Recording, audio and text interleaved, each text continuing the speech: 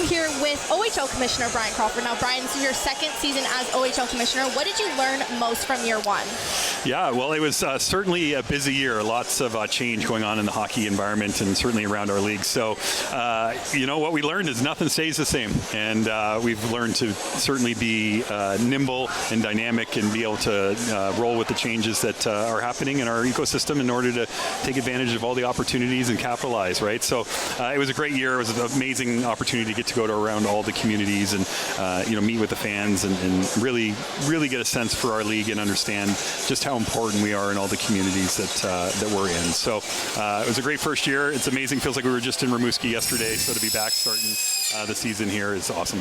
Now, you're a father of 3. How does being a parent influence the way you approach player development and player safety in the OHL? Yeah, I think being a parent, but also a sports dad, my 3 kids, each play 2 ref sports apiece. And, I think just understanding from the parent perspective of what, young athletes need and what their families are looking for. And, I think it does help me, be better at this job.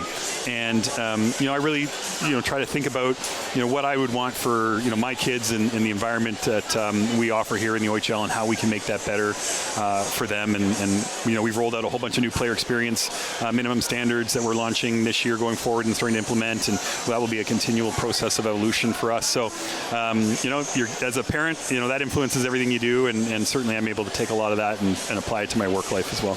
Now, how is technology pushing the league forward on the league's end? Yeah, we've got a couple great new initiatives this year. We are launching a brand new camera system, Speedio, across all of our buildings in the league. It's a 7-camera system that will, wildly advance our ability to carry out in-game reviews, video review, our ability to coach, evaluate through video, both our officials and for our teams with our players and so forth. So that's a huge step forward for us and what our video capabilities have been historically. So we're really excited about that. That's all coming online now this week and next week.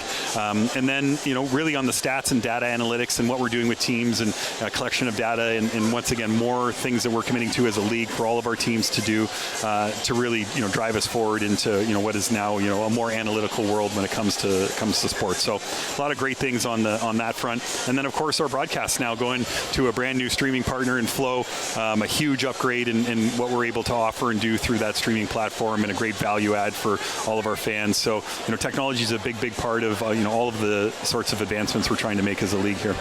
Well, while I have you, I have to ask you a bit of a tougher question. Okay. The NCAA, it's becoming an option players are considering. Yeah. How is the OHL adapting to that to stay appealing to the top prospects? Yeah, I think that, we're overwhelmingly in an enviable position right now. We had 112 players join our league from other leagues this year. Now, we had a handful that departed before their eligibility, but, overwhelmingly winning in terms of bringing new talent into the league, expanding the depth of talent that's in our league as a result.